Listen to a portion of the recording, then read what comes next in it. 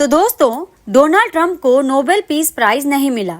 Norway की Nobel समिति ने 10 अक्टूबर को दोपहर 2:30 बजे के करीब इस प्रतिष्ठित पुरस्कार की घोषणा कर दी और जो नाम सामने आया वो इस अवार्ड की रेस में था ही नहीं। ये नाम है Maria Corina Machado. Machado Venezuela की हैं। वो लोकतंत्र समर्थक और निरंकुश शासन के खिलाफ शांतिपूर्ण संघर्ष जारी रखने वाली एक्टिविस्ट हैं। ये सम्मान देते हुए नॉर्वे की नोबेल समिति ने कहा कि यह सम्मान उन्हें वेनेजुएला के लोगों के लोकतांत्रिक अधिकारों के लिए उनके अथक संघर्ष और देश को तानाशाही से लोकतंत्र की ओर ले जाने के प्रयासों के लिए दिया गया है। नोबेल समिति की इस घोषणा से सबसे बड़ा झटका अमेरिकी राष्ट्रपति डोनाल्ड ट्रंप को लगा है। ट्रंप को उम्मीद थी कि इस बार उन्हें ये पुरस्कार मिलेगा, लेकिन नाम का ऐलान होते ही उनका सपना टूट गया। अमेरिकी राष्ट्रपति लंबे समय से इस पुरस्कार पर अपना दावा करते आ रहे थे। कई मौकों पर ट्रंप ने कहा कि उन्होंने दुनिया भर में 7 से 8 युद्ध रुकवाए। उन्होंने यहाँ तक कहा कि यदि ये पुरस्कार बराक ओबामा को मिल सकता है तो उन्हें क्यों नहीं। बहरहाल,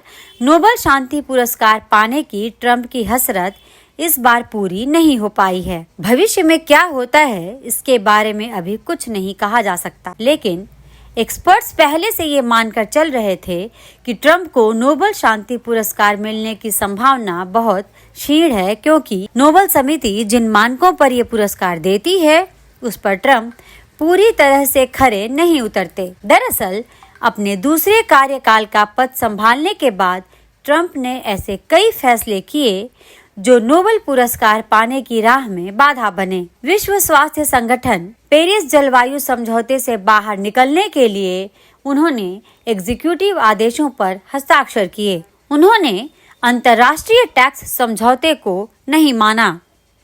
ट्रंप के इन फैसलों को बहुपक्षीय कामकाज के तरीकों से विचलन और अल्फ्रेड नोबेल के विजन के विपरीत माना गया। यही नहीं, USAID के जरिए अमेरिका से जो विदेशी आर्थिक मदद जारी होती थी, ट्रंप प्रशासन ने उस पर रोक लगा दी। अमेरिका से जारी होने वाला ये पैसा अफ्रीका और तीसरी दुनिया के गरीब देशों में जाता था। इस रकम का इस्तेमाल शिक्षा, स्वास्थ्य, स्वच्छता, महामारी से लड़ने और विकास की अन्य परियोजनाओं पर खर्च होता था। हथियार निरस्त्रीकरण पर भी ट्रंप का रिकॉर्ड ठीक नहीं है। निरस्त्रीकरण पर शीत युद्ध के समय से चली आ रही न्यूक्लियर आर्म्स कंट्रोल ट्रीटी से वह पीछे हट गए, जबकि अल्फ्रेड नोबेल का जोर धीरे धीरे निरस्त्रीकरण की दिशा में आगे बढ़ने और राष्ट्रों के बीच पारस्परिक विश्वास को बढ़ाना था। जहां तक शांति का सवाल है तो ट्रंप ने दुनिया में युद्ध समाप्त कराने में अहम भूमिका निभाई। उनके गाजा पीस प्लान के पहले चरण को लागू करने के लिए इजराइल और हमास दोनों